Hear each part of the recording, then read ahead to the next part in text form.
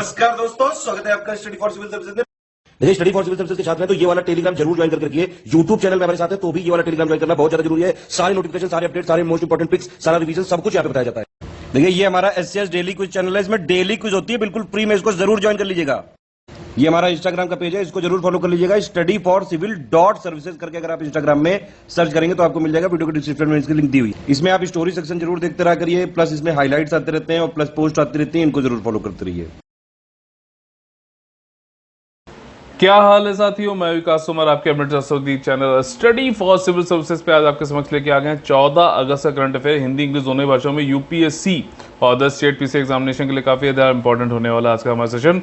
आप लोग को पुनः बताना चाहता हूं कि यूपीएससी और ईपीएफओ के लिए हमारे कंप्लीट पेड ग्रुप और सिर्फ टेस्ट सीरीज के पेड ग्रुप चालू हैं। ज़्यादा जानकारी के लिए 8564880530 9696060689 पे आप लोग कॉल करके जानकारी ले सकते हैं। हमारे सोशल मीडिया के जो हैंडल्स हैं, इंस्टाग्राम पे तो हम पेड पीडीएफ की फ्री पिक्स भी देते हैं। Study for civil services, study for civil dot services आप लोग लिखकर इसको टाइप करिए। ये सारे ही फ्री चैनल है, ठीक। टेलीग्राम पर only current affair, study for civil dot services, और अगर आप लोग ओनली यूपीएससी लिखोगे तो आपको जो है फ्री में ये सारे चैनल मिल जाएंगे। इनको आप लोग ज्वाइन कर सकते हैं। यहाँ पे सारी चीज़ें आप लोग को प्रोवाइड की जाती है फ्री में, ठीक। और देखिए, हमारे जो टॉपिक्स आज के प्रीलिम्स और मेंस के लिए इंपॉर्टेंट हो सकते हैं वो है ये। देखिए क्या है, ग्लोबल यूथ टबैको सर्वे, ठीक। Global youth tobacco survey India में जो हुआ है चौथा, उसके बारे में क्या क्या जो है फैक्ट्स आए हैं नज़र में देखेंगे। दिल्ली ने अभी एक फेसलेस ट्रांसपोर्ट इनिशिएटिव चालू किया है। जैसे हम लोगों ने पीछे पढ़ा था ना, फेसलेस इनकम टैक्स से संबंधित, वो सेंट्रल गवर्नमेंट का था, ये दिल्ली का है। फेसलेस ट्रांसपोर्ट इनिशिएटिव, जो लाइसेंस वाइसेंस लेना होता है ना, आरटीओ होता है, तो उससे संबंधित है। और निंगबो पोर्ट शटडाउन हो गया है चाइना में, ठीक। ये इसका क्या महत्व है, क्यों इसको शटडाउन किया गया है, सारी जानकारी लेंगे। और बहुत ही ज़्यादा इंपॉर्टेंट, पार्लियामेंट ने अभी पास किया है 127वां अमेंडमेंट बिल, ठीक। संवैधानिक संशोधन है ये 127वां। जब ये एक्ट में, हालांकि पास हो गया है पार्लियामेंट से, एक्ट का बनेगा जब जो है एसेंट मिल जाएगा, जो कि मिलना ही है आपका 24वें संशोधन के बाद से प्रेसिडेंट से। उसके बाद ये नंबर हो जाएगा कौन सा, 105th, बहुत ज़्यादा इंपॉर्टेंट है। इसके बाद सूडान बशीर को नरसंहार के मामले में, मुकदमे में के लिए सौंपेगा, किसको, इंटरनेशनल क्रिमिनल कोर्ट को, ना कि international criminal court of justice को नहीं, इंटरनेशनल क्रिमिनल कोर्ट को, ठीक। अब देखते हैं विस्तार से सारी चीज़ें। देखिए, आज के दिन में जो है भारत से पार्टीशन होकर पाकिस्तान को अलग कर दिया गया था, तो 14 अगस्त को पाकिस्तान जो है हमसे पहले इंडिपेंडेंस डे अपना मनाता है, ठीक। तो ठीक है, छोटे पिल्लों को ऐसे इंडिपेंडेंस मनाने का हक हम दे देते हैं। और उसके बाद 15 अगस्त को जो है पापा जी बनाते हैं आपका इंडिपेंडेंस डे, ठीक। तो उसको हम हर्षोल्लास से मनाएंगे और मनाते रहेंगे। और जितना भी किसी ने कोई कब्जा ले कर रखा है वो भी हम जरूर लेंगे। जैसे अभी पीछे बात हो रही थी ना कि बल्टिस्तान और गिलगिस्तान को जो है पाकिस्तान अपना 5वां प्रोविंस बनाने वाला है, कुछ नहीं हो पाएगा, चिंता न करिए, सब अपने पास ही है। अखंड भारत का जो हमारा ये है, जो भी हमारा हिस्सा है वो तो हम रखेंगे ना। हम तो किसी के यहाँ जाते नहीं हैं, लेकिन हमारे यहाँ कोई आएगा तो हम उसको सादा सत्कार करते हैं, लेकिन अगर तमीज़ से रहेगा तब। खैर, अपना हमारा जो पहला टॉपिक है वो है global youth tobacco survey India का। अब देखो, इसको GYTS 4 बोला जा रहा है, समझना। अब ये किससे है, यूथ से संबंधित है। यूथ क्या एज क्या है, 13 से 15 साल तक के बच्चे जो हैं उनके बारे में ये सर्वे किया गया कि क्या वो भैया टोबैको का सेवन करते हैं। टोबैको कई तरीके की होती है, एक तो जो है सिगरेट, ठीक, स्मोकिंग वाला, एक होता है स्मोकलेस, जैसे वो पान पुड़िया जो होता है ना, ये सब जो बीटल नट और ये सब जो चीज़ें होती हैं, क्या बोलते हैं उसको, और मतलब जो है आपका सुपाड़ी उपाड़ी जो है, ठीक। तो ये सारी चीज़ें हैं। तो स्मोकिंग वाला या फिर नॉन स्मोकलेस जो है, उनके बारे में कौन से यूथ कितना जो है उनको स्कूलों में जाकर, और स्कूल भी कौन कौन से, सार्वजनिक भी और निजी भी, यानी कि पब्लिक भी और प्राइवेट स्कूलों में, दोनों में किया गया इसका सर्वे, देखा गया। अलग अलग जगहों पे भी, रूरल में भी और अर्बन में भी, यानी कि ग्रामीण क्षेत्रों में भी और शहरी क्षेत्रों में भी देखा गया। 13 से 15 साल तक के बच्चे जो हैं स्कूल में पढ़ते हैं, वो कौन से कितना जो है स्मोकिंग वाला कोई तंबाकू करते हैं नशा, या फिर जो है स्मोकलेस करते हैं। पिछले 12 महीनों में उन्होंने कितनों ने ये सोचा कि हमें छोड़ देनी चाहिए। क्या उन्होंने जब वो गए आपका किसी पान की दुकान पे, ज़्यादातर जो जब गए तो उनको क्या रोका नहीं गया, जैसे कहा जाता ना कि भैया जो है बच्चों को नहीं दे सकते, ठीक। और क्या उनको ये एडवर्टीजमेंट या इस टाइप का दिखा कि भैया कि जो है कैंसर इससे हो सकता है, तो क्या वो जानते हुए भी पी रहे हैं? क्या उन्होंने जो है खा रहे हैं टबैको? क्या उन्होंने इसको छोड़ने की कोशिश करी है पिछले 12 महीने में? और कितने कितने लोग ये हैं जो अभी इस समय जो है टबैको का सेवन करना छोड़ना चाहते हैं? तो यही सब के संबंधित जो है आपका ये सर्वे था। ठीक, तो अभी जो हमारे हेल्थ मिनिस्टर हैं मांडव्य जी, उन्होंने जो है इसको रिलीज़ किया, नेशनल फैक्ट शीट निकाली global youth tobacco survey for India 2019 की। ठीक, इससे पहले जो ये चौथा सर्वे था, उससे पहले ये 2003, 2006, 2009 में हो चुका है। और इसमें देखिए रूरल, अर्बन, पब्लिक, प्राइवेट, मैंने आपको बताया स्कूलों में 13 से 15 साल तक के बच्चे, ये दिखाया गया कि भैया नेशनल एस्टिमेट की टबैको का यूज़ स्कूल गोइंग चिल्ड्रन जो है वो कितने कर। अच्छा, इसमें ये भी है कि सेक्स के आधार पे, मतलब कितने मेल और कितने गर्ल्स जो है कैसा जो है टबैको का सेवन कर रहे हैं। ठीक, इसमें जो वैसे जितनी भी कैटेगरी थी सब में मेल ज़्यादा थे। ठीक, हालांकि लड़कियां अभी ज़्यादा पीछे नहीं हैं इसमें।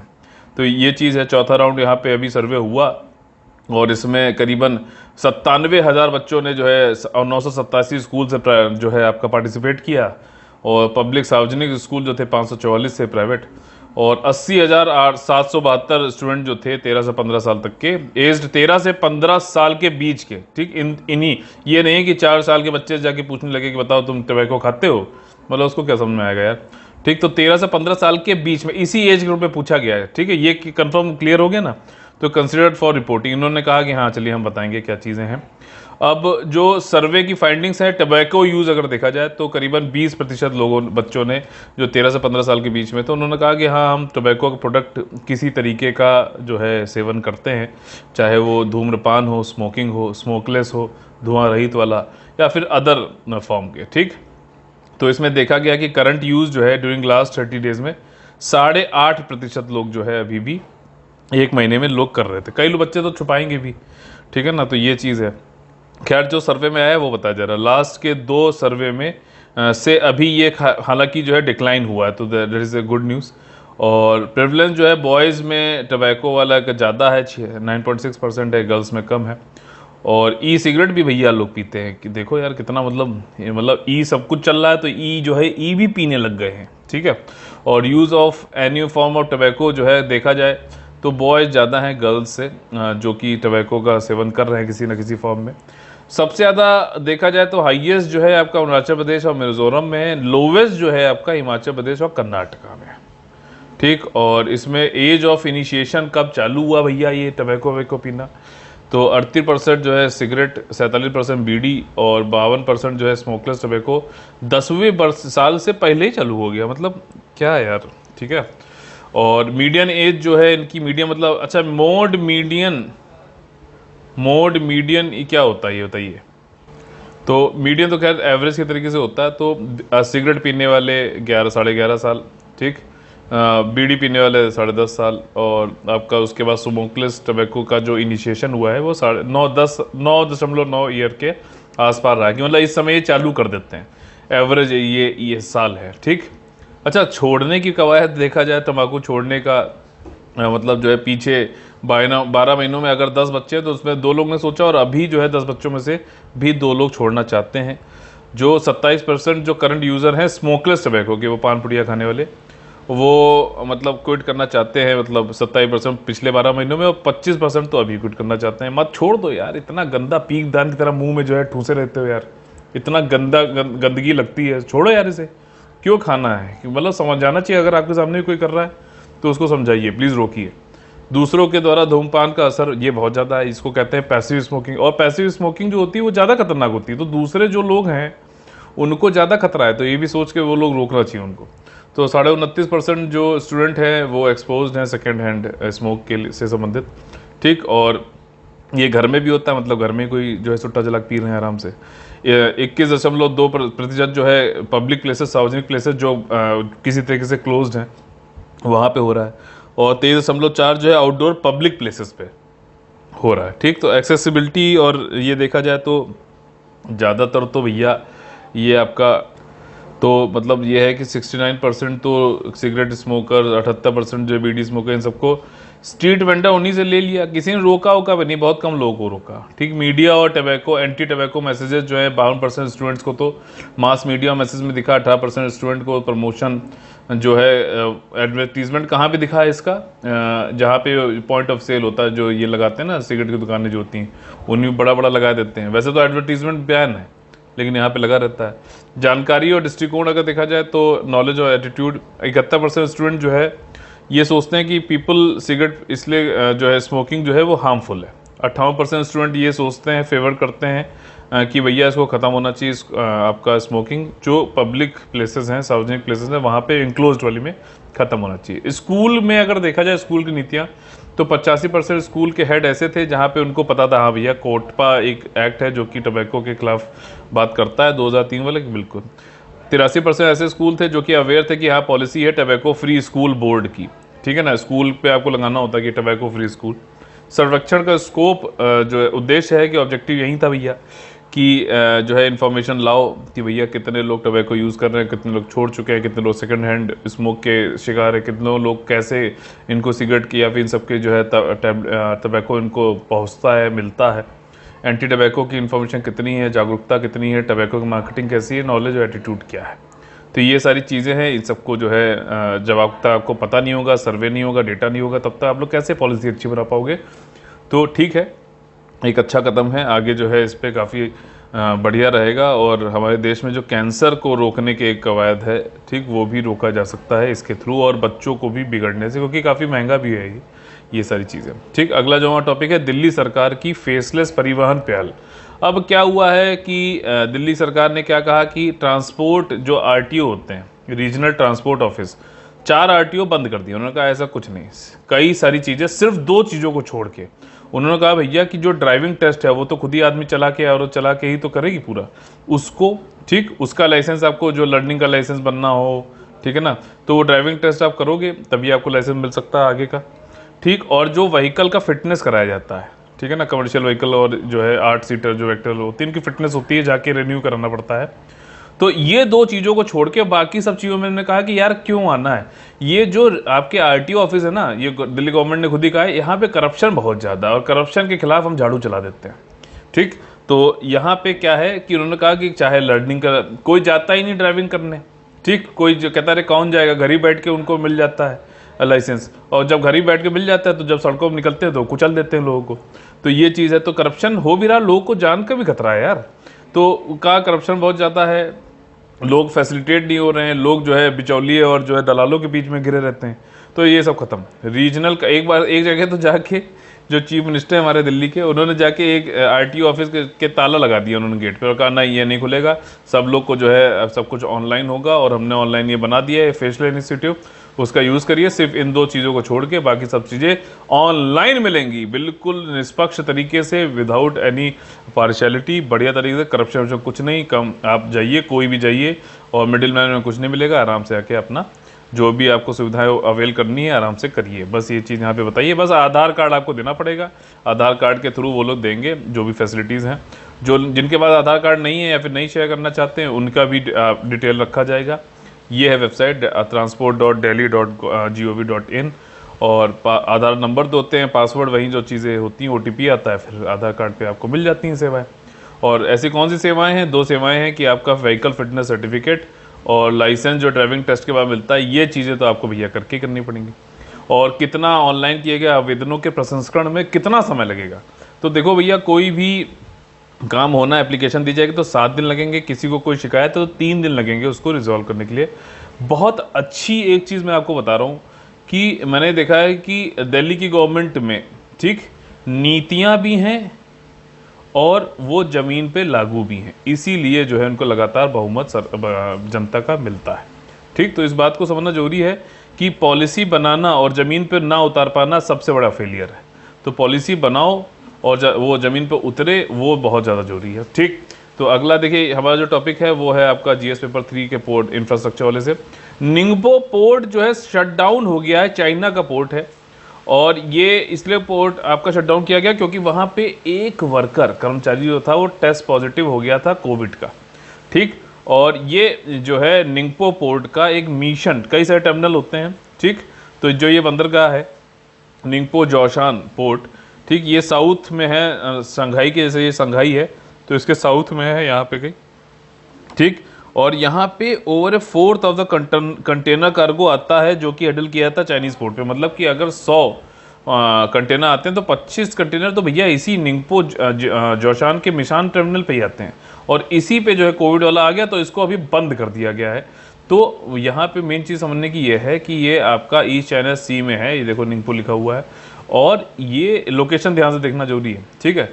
और यहाँ पे बहुत ज़्यादा मात्रा में जो है ये कंटेनर और जो लॉजिस्टिक्स है, जो कार्गो है, जो मैरीटाइम ट्रेड है, उसको चाइना के लिए जो है एक्सपोर्ट इंपोर्ट में ये काम में आता है, और इसको अभी कर दिया गया है। तो इसकी वजह से क्या है, बंद होने के संभावित प्रभाव क्या है भैया? बिल्कुल, पहले बैकलॉग बहुत ज़्यादा था कोविड की वजह से, उसकी वजह से कई सारे जो है जो कार्य होने थे, ठीक, लाइन लंबी लगी हुई है पहले वालों की, अब फिर से ये बंद हो गया। तो फिर से अब बंद होता है तो देखो कई सारी चीज़ें जो एक्सपोर्ट होनी है चाइना से उनके दाम बढ़ेंगे, और जो इंपोर्ट होनी है उसके भी दाम बढ़ सकते हैं या घट भी सकते हैं भाई, ठीक है ना। तो ये चीज़ें हैं आपका। खैर जो ये है कि ट्रेड में जो है यहाँ पे बाधा पड़ेगी तो ज़्यादातर तो प्राइस बढ़ेंगे ही। तो पोर्ट अथॉरिटी जो शेंजन की है यहाँ पर, उन्होंने शटडाउन वहाँ पे भी कर दिया था, शेंजान वाले में भी, और वेट टाइम वहाँ पे करीबन 9 दिन का हो गया था। मतलब एक पोर्ट अगर जा रही तो 9 दिन बाद उनका नंबर आता था कि वो पोर्ट जो भी सामान देने आए थे या फिर वहाँ से भेजने आए थे वो करके निकल पाते हैं। तो साउथ चाइना मॉर्निंग पोस्ट जो है उसने ये रिपोर्ट किया कि मैशान टर्मिनल जो है आपका निंगपो वाला, ये सर्विस ट्रेड करता है नॉर्थ अमेरिका, यूरोप के साथ में काफ़ी ज़्यादा जो है यहाँ पे व्यापार होता है। और 44,40,400 जो है 22 फुट की इक्विवेलेंट की TEU कंटेनर यहाँ पे आए थे 2020 में, जबकि कोरोना बहुत ज़्यादा था। तो समझ सकते हो आप कितना ज़्यादा यहाँ पे कंटेनर आते जाते रहते हैं। ग्लोबल ट्रेड को किस तरीके से ये असर करने वाला, देखिए कोविड-19 के बाद वैसे मैंने आपको बताया कि काफ़ी ज़्यादा दिक्कत हो गई थी, लॉकडाउन और क्लोज़र हुए ही थे, और उसके बाद जो टर्न अराउंड टाइम है वो ज़्यादा बढ़ गया था, बिजी है, काफ़ी ज़्यादा लॉगिंग मतलब हो गई थी, बैकलॉग हो गया था, स्ट्रेस ऑलरेडी बहुत ज़्यादा है, और अभी फिर से बंद हो गया है तो और ज़्यादा बढ़ेगा यार, ठीक है ना। एक्सपोर्ट और इम्पोर्ट नहीं हो पाएंगे। एक यहाँ पे एक रिपोर्ट में बताया गया कि जब निंगपो जो बिगेस्ट एक्सपोर्टर जो यहाँ पे इन निंगपो पोर्ट से हुए पहले हाफ इस साल के 2021 के, तो एक्सपोर्ट क्या सबसे ज़्यादा हुआ चाइना से? इलेक्ट्रॉनिक गुड, टेक्सटाइल, कपड़ा वपड़ा, low end high end manufactured good. और सबसे ज़्यादा क्या इंपोर्ट हुआ? Crude oil. समझ रहे हो? तो चाइना को भी ज़रूरत है, ऐसा नहीं है, लेकिन भैया कोविड को नहीं वो कर सकता, इसलिए जो है इसने तुरंत इसको बंद कर दिया। वहाँ से इलेक्ट्रॉनिक्स भी है, रॉ केमिकल और एग्रीकल्चर प्रोडक्ट है। देखो रॉ मटेरियल आ रहा है, ठीक, और उसको फिनिश प्रोडक्ट बना के चाइना जो है एक्सपोर्ट कर रहा है, यही चीज़ है तक कि वो आगे इतना बढ़ चुका है, मैन्युफैक्चरिंग हब बन चुका है पूरी दुनिया का, ठीक। और स्लो डाउन हो जाएगा मैरीटाइम समुद्री जो व्यापार है, तो इससे काफ़ी ज़्यादा जो ग्लोबल जो सेमीकंडक्टर चिप की जो शॉर्टेज है, सब कल हमने बताया था, और भी कई सारी इंडस्ट्रीज़ को इफेक्ट तो पड़ेगा ही पड़ेगा, ठीक। GS पेपर 2 के पॉलिटी और गवर्नेंस से संबंधित बहुत ही ज़्यादा इंपॉर्टेंट टॉपिक हमारा। देखिए यहाँ पे संशोधन जो है संविधान में किया जा रहा है, पार्लियामेंट से पास हो गया है, राज्यसभा लोकसभा से, लेकिन अभी प्रेसिडेंट के जो है नहीं हुए हैं, एसेंट नहीं अभी मिला है। तो जो बिल संशोधन बिल वो है आपका 127th, लेकिन जब प्रेसिडेंट से इसको एसेंट मिल जाएगा और ये एक्ट बन जाएगा तो वो बनेगा कौन सा? 105वां, 104। अच्छा ये वाले जो अब जितने भी देखो जितने भी ये वाले जो संशोधन है अभी लास्ट कुछ ईयर के, 100 वाला आपका बांग्लादेश हो गया, 101 वाला GST हो गया, 102 वाला जिसकी बात इस वाले टॉपिक में भी होगी, ये था national commission for backward classes, इसको जो है 338B में जो है आपका संवैधानिक दर्जा दे दिया गया था। 102 ये हो गया। 103 था आपका इकोनॉमिकली वीकर सेक्शंस को जो है रिजर्वेशन देना जनरल कैटेगरी में 10% वाला। 104 जो था वो था आपका कि जो है जो आपका SC STs के लिए आपका रिजर्वेशन था उसको और 10 साल बढ़ा देना, ठीक। और साथ ही साथ ये कौन से आर्टिकल में संशोधन किया गया? आर्टिकल नंबर 334 होगा कि 335, एक बार कंफर्म करके बताइए। और जो है इसी में कि एंग्लो इंडियन जो आंग्ल भारतीय थे उनका संसद से और राज्य की विधायिका से, स्टेट लेजिस्लेचर से उनका रिजर्वेशन रद्द कर दिया गया, खत्म कर दिया गया, ठीक। तो अब 105वां क्या है? 105वां ये यहाँ पर है जो कि पास कर दिया गया है। अब इसमें क्या हुआ था कि 102 जब बिल आया, समझो ध्यान से सुनना बहुत, 102 जब बिल संशोधन संवैधानिक संशोधन लाया गया तो क्या हुआ कि national commission for backward classes जो थी, अब ये बैकवर्ड नेशनल कमीशन जो थी इसको संवैधानिक दर्जा दे दिया गया। ठीक, पहले ये स्टैट्यूटरी था, 1993 में बना था, तो संवैधानिक जब दर्जा दे दिया गया 338B में इसको जोड़ा गया। ठीक, 338A होता है आपका शेड्यूल्ड ट्राइब से, 338 होता है आपका शेड्यूल्ड कास्ट से संबंधित कमीशन से ही। अच्छा, एक एडेड फैक्ट है कि नेशनल कमीशन फॉर व्यूमन जो है वो अभी भी संवैधानिक नहीं है। ठीक, ध्यान रखना। तो 338 जब ये आया तो उसके बाद क्या हुआ कि मराठा जो है, हमारे महाराष्ट्र की कम्युनिटी जो है, उन्होंने कहा कि यार हम ओबीसी, हम इनको रिजर्वेशन देना चाहते हैं मराठाओं को। तो सुप्रीम कोर्ट ने वहाँ पे मराठाओं को, और उन्होंने चैलेंज भी किया कि भैया ये जो 102 के जरिए जब ये आया है, national commission for backward classes हो गई हैं, तो एक संवैधानिक दर्जा मिल गया। तो उसमें क्या होता है कि सेंटर के पास में, सेंट्रल गवर्नमेंट के पास में ये अधिकार आ गया कि ओबीसी कौन है, और प्रेसिडेंट उसके द्वारा जो है, जो जिसको बताएगा गवर्नर से जो है कंसल्ट करके, सिर्फ उन्हीं को ही जो है, मतलब एक तरीके से सेंट्रल गवर्नमेंट को ही जो है अधिकार हो गया है। तो मराठाओं ने कहा कि हम रिजर्वेशन देना चाहते हैं और ये वाला जो है 102 वाला संशोधन ये ठीक नहीं है, गलत है। तो यहाँ पे सुप्रीम कोर्ट ने इस वाले केस में, मराठा रिजर्वेशन वाले केस में, सुप्रीम कोर्ट ने कहा देखिए ऐसा है, 102 वाला जो संवैधानिक संशोधन है एकदम करेक्ट है, और जो है सेंट्रल गवर्नमेंट प्रेसिडेंट जो है गवर्नर के साथ कंसर्न लेके ओबीसी लिस्ट सेंट्रल लिस्ट ही मतलब बना सकता है, स्टेट नहीं बना सकती। और जब स्टेट बना नहीं सकती तो मराठा जो है रिजर्वेशन दे नहीं सकते, ये बात कही। अब यहाँ पे क्या हुआ, एक थोड़ा सा मतलब आप ये समझ सकते हैं कि ओबीसी जो है हमारे यहाँ 54% के करीब माने जाते हैं, तो काफ़ी बड़ा एक जनसंख्या भी है और काफ़ी बड़ा एक वोट बैंक भी है। तो अभी ये जो 105वां ये जो संवैधानिक संशोधन बन जाएगा, इसमें क्या किया गया है, सिंपल से ये चीज़ जो ये वाला जो मराठा रिजर्वेशन वाले केस में सुप्रीम कोर्ट का जो जजमेंट आया था, इसको निगेट करते हुए, इसको ख़त्म करते हुए, इसको नलीफाई करते हुए क्या किया गया है कि अभी कह दिया नहीं, सेंट्रल के अलावा जो आपने यहाँ पे मना कर दिया था कि स्टेट अपना ओबीसी की लिस्ट नहीं बना सकता, अब हम इस लॉ के द्वारा, संशोधन के द्वारा सॉरी, आपका स्टेट को फिर से ये पावर रिस्टोर करते हैं कि वो अपने यहाँ कौन कौन जातियां जो है ओबीसी हैं, सोशली, ध्यान से सुनना, सोशली और इकोनॉमिकली, नॉट एजुकेशनली, जो वर्ड यहाँ पे यूज हुआ वो बता रहा हूँ, सोशली सामाजिक और शैक्षिक रूप से जो भी ओबीसी अदर बैकवर्ड क्लासेस में आते हैं वो स्टेट खुद से अब चिन्हित कर पाएगी। ये चीज़ इस वाले संशोधन से आपका सेंट्रल गवर्नमेंट ने फिर से स्टेट में रीस्टोर कर दी है। This is the total summary of this. ठीक है, अब इसमें कई लोगों ने, देखो कई लोगों ने क्या, मैं आपको बताऊं, किसी ने भी इस बिल के संशोधन के खिलाफ आवाज उठाई ही नहीं। कौन पंगा लेगा, मैंने बताया 54% है, जनसंख्या बहुत ज़्यादा है, वोट बैंक बहुत तगड़ा है, कौन ये लेगा? और इसकी वजह से कोई आवाज़ नहीं उठी, सबने, चाहे राज्यसभा में लाया गया, बिल्कुल none has voted against it, Lok Sabha में लाया गया, none has voted against it, तो बल्ले बल्ले है, बिल्कुल निकल गया आराम से। खैर, जो अपने एग्जाम पॉइंट ऑफ व्यू से हमें समझना जरूरी है कि इसमें स्पेशल मेजॉरिटी की जरूरत पड़ती है कॉन्स्टिट्यूशनल अमेंडमेंट को, संवैधानिक संशोधन को पास कराने के लिए। देखिए पहली बात तो, अब देखिए कुछ पॉइंट बताता हूँ इंपॉर्टेंट जो है एग्जाम पॉइंट ऑफ व्यू से।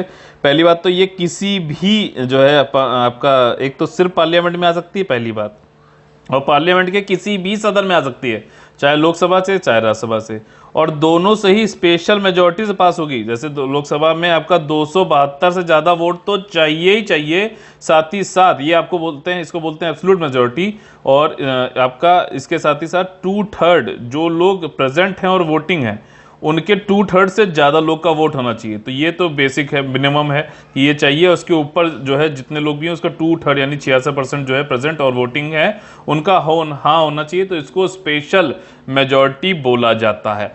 एक बार इससे होगा, और इसमें ये कहा जाता है कि दोनों को अलग अलग इसी स्पेशल मेजॉरिटी से पास करना भी अनिवार्य है। समझ में आ गई बात? और उसके बाद जब ये चीज पास हो जाती है फिर इसको प्रेसिडेंट को दिया जाता है, तो प्रेसिडेंट इस पे एसेंट देंगे ही देंगे। ये 24वां जो संशोधन था आपका संवैधानिक संशोधन, उसमें ये कहा गया था, 24वां ही था जहां तक मुझे याद आ रहा बिल्कुल, तो आप लोग कंफर्म एक बार करिएगा। तो 24वां संवैधानिक संशोधन के जरिए बताया गया था कि president has to give assent to the constitutional amendment act, या फिर बिल को देना ही देना। ठीक, तो ये वाली चीज है। और ये सारी प्रक्रिया जो है आपको किस आर्टिकल के अंतर्गत आती है संवैधानिक संशोधन वाली, बताइए? 368, 368। ठीक, तो ये सारी चीजें समझ में आ गई। यही सब देखिए इस पे बताया गया था, इकोनॉमिकली बैकवर्ड और गवर्नर के साथ में सोशली इकोनॉमिकली कर सकते हैं। और इसमें एक चीज और भी कही थी कि कई सारी प्रॉपर्टी जो पार्टियां थी उनकी डिमांड थी कि जो 50% का जो कैप लगा रखा है सुप्रीम कोर्ट ने आपका इंदिरा सोनी वाले केस में, उसको भी ऊपर जा सकता है रिजर्वेशन अगर चाहे तो। ये वाली सारी चीज़ें जो कि मैंने आपको बताई। यहाँ पे संवैधानिक संशोधन जो हुआ था 102 वाला, उसमें 338 बनाया गया था, 342 में 2 क्लॉज जोड़े गए थे, और आफ्टर 342 जो है आर्टिकल के बाद फिर अभी जो है जो संशोधन आया है, इसकी वजह से 371 कास्ट ऐसी हैं जिनको कि स्टेट में अब फ़ायदा पहुँचेगा, ये चीज़ है। और देखिए ये है कि यूपी का इलेक्शन पास आ रहा है, कुछ चीज़ें तो ऐसी होनी ही थी। तो national commission for backward classes जो है 14 अगस्त 1993 में ये लाया गया था, किसके द्वारा? मंत्रालय सामाजिक न्याय और आपका जो है एम्पावरमेंट जो मंत्रालय है उसके ज़रिए लाया गया था। और इसमें फिर इसको संवैधानिक दर्जा दे दिया गया था, national commission for backward classes. फिर इसको 338वां बी जो है आपका आर्टिकल जोड़कर बी वाला 102 के बाद संवैधानिक दर्जा दिया गया था। ठीक, समझ में आ गई बात? अगला जो हमारा टॉपिक है वो है सूडान में एक बंदा था बशीर। ठीक, ऑटोक्रेट था, काफ़ी टाइम वहाँ पे रहा, और इसने जो है दाफूर एक कॉन्फ्लिक्ट करवाया था। ठीक, उमर अल बशीर थे ये ऑटोक्रेट थे, और उस समय इसने दाफूर कॉन्फ्लिक्ट कराकर कई लोगों को मरवा दिया था, कई लोगों। ठीक, और इसमें जो है यूएन के कुछ आंकड़े हैं कि 3 लाख से ज़्यादा लोग को मार दिया गया था, 2.5 लाख लोग करीबन जो है इससे हताहत हुए थे। और उमर अल बशीर को अब इंटरनेशनल क्रिमिनल कोर्ट को भेजा जाएगा सूडान से। ठीक, अच्छा बताइए सूडान जो है और साउथ सूडान जो है ये कब अलग अलग हुए थे, इनका आप जो बताइएगा। ठीक, और सूडान का ये मैप दे रखा है, ये देखिए नाइल नदी यहाँ से जा रही है, लेक नैसर आपकी इजिप्ट में पड़ती है, ये साउथ सूडान है। ठीक, और आपका ये ब्लू नाइल देखिए आपके यहाँ से आ रही है, ये एथियोपिया से। ठीक है, और आपका ये सूडान की बात अभी हम लोग कर रहे हैं। और ये आपकी माउंटेन नाइल आ गई यहाँ पर, ये देखिए।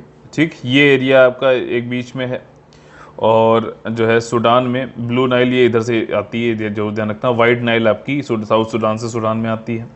ठीक, खार्तूम इसकी कैपिटल है, साउथ सूडान की जो है जूबा है। ठीक, ये सारी चीज़ें हैं इसमें। और जो है इसमें बशीर को इंटरनेशनल क्रिमिनल कोर्ट के लिए भेजाएगा, क्यों? क्योंकि इसने जेनोसाइड कराया, नरसंहार कराया, युद्ध अपराध वार क्राइम कराए, क्राइम अगेंस्ट ह्यूमैनिटी कराई सूडानीज रीजन में। और डारफूर जो वॉर है, डारफूर वाला एरिया जो है आप लोग को यहाँ पे ढूंढ के मुझे बताना है कि वो एरिया कहाँ पर है। ठीक, मैं बता दूंगा तो आप लोग फिर देखोगे, नहीं देखोगे तो कुछ और भी चीज़ें देखोगे तो ज़्यादा अच्छा रहेगा, इसलिए बोल रहा हूँ। डारफूर वॉर ब्रोक आउट इन 2003 में चालू हुआ था। अब देखो बशीर जो है अरब डोमिनेटेड गवर्नमेंट, मतलब बशीर ने क्या किया, अरब्स को काफ़ी ज़्यादा जो है ये परेशान करता था। तो अरब से कई सारे जो है जो लोग थे अरबी लोग, उनसे कई सारे जो है रिबल बन गए, और उन्होंने इसके खिलाफ जो है आर्म्स उठा लिए, हथियार उठा लिए, और इसी बात पे गुस्सा आ गया और इसने जो है लोगों को बहुत मारा, अरबियों को। ठीक, और नरसंहार मचा दिया। 25 लाख डिस्प्लेस हो गए थे डारफूर कॉन्फ्लिक्ट के बाद में। 3 लाख लोग तो मौत के घाट उतर गए थे। इंटरनेशनल क्रिमिनल कोर्ट जो है आपका, ये एक अंतर सरकारी जो है आपका ऑर्गेनाइजेशन है, संगठन है, इंटरनेशनल ट्रिब्यूनल है, जो कि हेग नेदरलैंड्स में बैठती है। ठीक, और क्योंकि हेग में और कौन बैठता है, इंटरनेशनल कोर्ट ऑफ जस्टिस, जो कि यूएन का जो है स्पेशलाइज्ड कोर्ट है, यूएन का, संयुक्त राष्ट्र का, और इसको वर्ल्ड कोर्ट भी बोला जाता है। किसको? इंटरनेशनल कोर्ट ऑफ जस्टिस को। यहाँ पे बात हो रही है इंटरनेशनल क्रिमिनल कोर्ट की बात हो रही है। ठीक, ये पहला और ओनली परमानेंट इंटरनेशनल कोर्ट है जो कि इंडिविजुअल को प्रोसिक्यूट खत्म, मतलब उनको सजा दे सकता है। International crime for genocide, crime against humanity और वॉर क्राइम और क्राइम ऑफ अग्रेशन। होता क्या है कि नेशनल जुडिशियल सिस्टम, मान लीजिए हमारे यहाँ सुप्रीम कोर्ट में कोई ये कॉम्प्लीमेंट करता है। कई बार ऐसा होता है कि मान लीजिए कई सारे जैसे सूडान उडान में वहाँ पे इतनी ज़्यादा इनकी पकड़ है इन लोग की, बशी वशी जैसे लोगों की, तो वहाँ के जो न्यायपालिका है वो उनके खिलाफ जो है डरती है, नहीं कर पाती है। तो फिर क्या है कि इंटरनेशनल क्रिमिनल कोर्ट आती है पिक्चर में और वो कॉम्प्लीमेंट करती है नेशनल जुडिशियल सिस्टम को।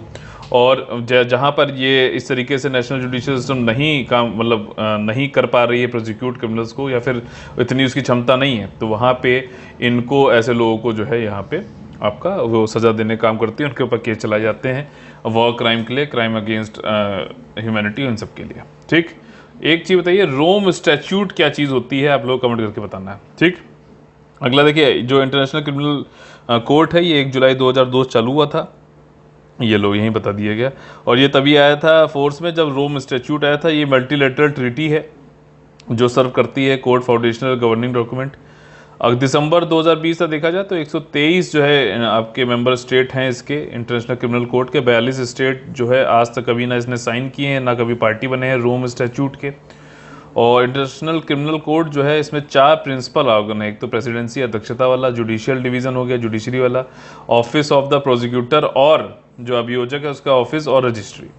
ठीक, सेंट्रल कोर्ट का एक्सपेंस जो है वो फंडेड होता है primarily by the state party. अब देखो ये बहुत बड़ा इसका वो है क्रिटिसिज्म है, जो स्टेट पार्टी हैं जो इसके मेंबर हैं उनसे ही ये फंडेड होता है कोर्ट। अब इसमें मान लो यूएस है, मान लो, ठीक, मान लो कि यही क्रिटिसिज्म भी है, वो इसको बहुत ज़्यादा फंडिंग करती है। तो होता क्या है कि यूएस अपने पॉलिटिकल फायदे के लिए कई बार कई लोगों को नरसंहार के लिए इसके लिए जो है प्रोसिक्यूट करा देते हैं जो वहाँ पे जो है लोग रह रहे हैं। तो थोड़ा बहुत जो है यहाँ पे पार्शियलिटी की बात कही जाती है जो इनके खिलाफ, मतलब ये है भी इस तरीके से। भाई ये फंडिंग ही उन्हीं से हो रही है, जो जिसको पैसा दे रहा है वो तो अपने हक की कुछ ना कुछ बात कर रखेगा ना।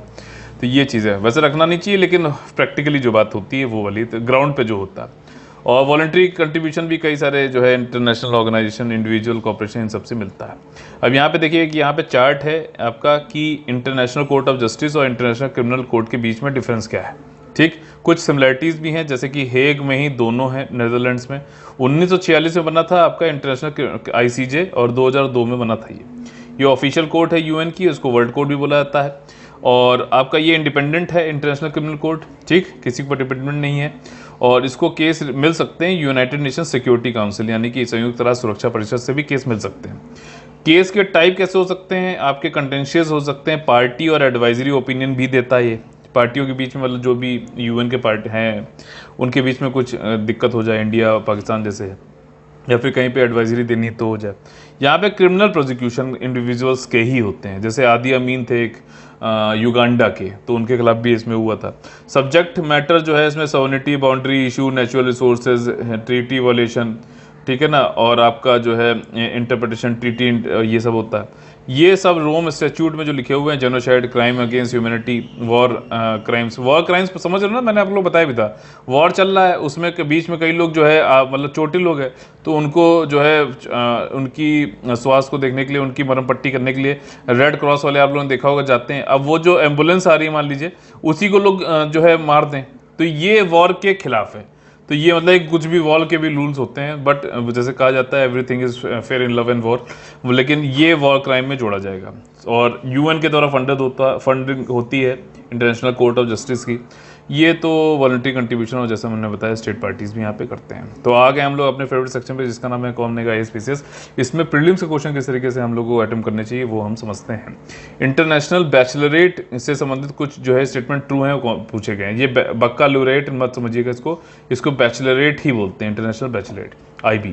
तो देखिए ये world wide non profit education program है, जो कि ये इसलिए बनाया गया था कि स्टूडेंट्स जो एज्ड हैं 3 से 19 साल के, उनको अपॉर्चुनिटी दी जाए कि वो एजुकेशन को ऐसी दी जाए ताकि जो ग्लोबलाइजेशन, वैश्वीकरण हो रखा है दुनिया का, वो अच्छे से उसके लिए फिट हो, ठीक है ना। तो ये वाली चीज़ है। और इसका फाउंडेशन ऑफिस जो है दिल्ली में है। क्या स्टेटमेंट सही है? पहला वाला स्टेटमेंट सही है क्या? इसमें करीबन 5000 स्कूल हैं दुनिया भर में, और करंटली 193 IB स्कूल इंडिया में भी हैं, और इसमें काफ़ी top and elite private schools आते हैं। तो देखिए इसमें सारे स्टेटमेंट सही है, लेकिन इसका जो है फाउंडेशन कार्यालय दिल्ली नहीं है, जिनेवा है।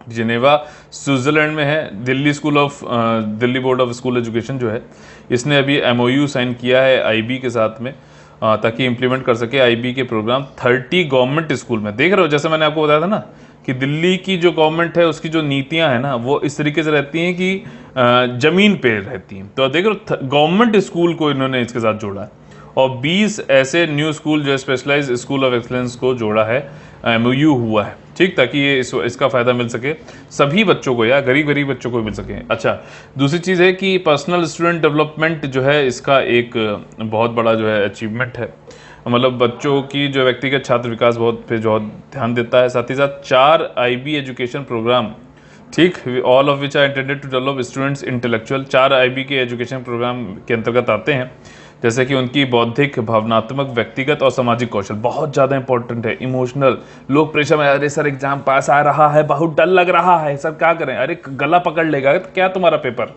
ऐसा तो है नहीं तुम्हारा गला घोट के तुमको वहीं पे जो है निर्जीव कर देगा, तो क्यों परेशान हो यार। जब डर ही जाओगे तो फिर अपना 100% कैसे दोगे। तो जब तो बोलो डर लग रहा है उसको दोस्त बनाओ अपना, ठीक, और कहो हाँ तुम हमको परेशान करोगे हम उतना ज़्यादा पढ़ेंगे, ये समझ लो। तो बौद्धिक रूप से, इमोशनल रूप से, पर्सनल रूप से, सामाजिक स्किल्स आनी चाहिए, ये बहुत अच्छा एक वो है, ठीक। अगला जो हमारा क्वेश्चन है वो काजीरंगा नेशनल पार्क से संबंधित है। उसमें कौन से जो है काजीरंगा राष्ट्रीय उद्यान से संबंधित कौन से कथन सत्य हैं, ये पूछा गया है। देखिए ये लोकेटेड है स्टेट ऑफ आसाम में और ये करीबन इतना हेक्टेयर जो है आपका 43,000 हेक्टेयर में फैला हुआ है। क्या स्टेटमेंट सही है गलत है? इसको आपका राष्ट्रीय उद्यान जो है घोषित किया गया 1990 में, क्या ये सही है?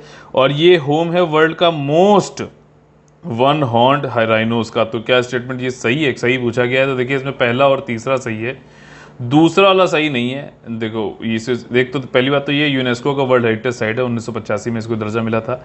नेशनल पार्क 90 में नहीं 74 में इसको नेशनल पार्क बनाया गया था और जो है इसको डिक्लेयर किया गया था टाइगर रिजर्व आपका 2007 में। देखिए अब यहाँ पे सब काजीरंगा में दुनिया में सबसे ज़्यादा वन हॉर्न राइनो पाए जाते हैं नंबर्स पे तौर पे, मतलब 100, ठीक, 100 पाए जा रहे हैं मान लो 42,000 हेक्टेयर में। लेकिन एक और वाइल्ड लाइफ वन्य जीव अभयारण्य है, वाइल्ड लाइफ सेंचुरी है पोबितोरा आसाम में ही, यहाँ पे घनत्व जो है वन हॉर्न राइनो का बहुत ज़्यादा है इससे, ठीक। इस एक सींग वाले जो गैंडे हैं इनका जो मतलब वहाँ पे जैसे 100 मान लीजिए काजीरंगा में, लेकिन 100 यहाँ तो नहीं है, यहाँ पे 90 है, लेकिन ये सिर्फ 110 हेक्टेयर में ही है, तो यहाँ पे घनत्व ज़्यादा हो जाएगा ना। एक राइनो, एक सींग वाला गेंडा जो है दूसरे से सींग लड़ा रहा है, इतने ज़्यादा है, मतलब ये कहने का है। लेकिन जो सेकंड हाईएस्ट नंबर है राइनो का काजीरंगा के बाद इसका ही, पोबितोरा का ही।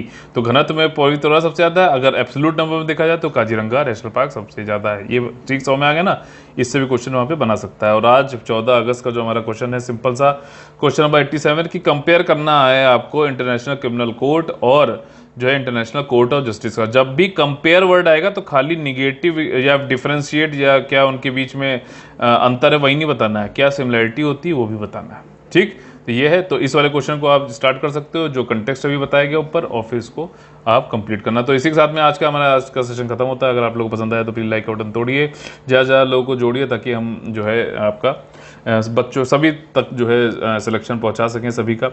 और इसके लिए शेयर और सब्सक्राइब आपको लोगों को कराना पड़ेगा। आप लोगों को फिर से बताना चाहता हूँ UPSC और EPFO का हमारा कंप्लीट पेड ग्रुप चालू है। ज़्यादा जानकारी के लिए 8564880530 9696060889 पे आप लोग कॉल कर सकते हैं। तो चलिए कल फिर से मुलाकात होगी सुबह 10 बजे, तब तक लेके आप लोग से लेते हैं अलविदा। जय हिंद, जय Bharat, all the very best है, वंदे वंदे मातरम।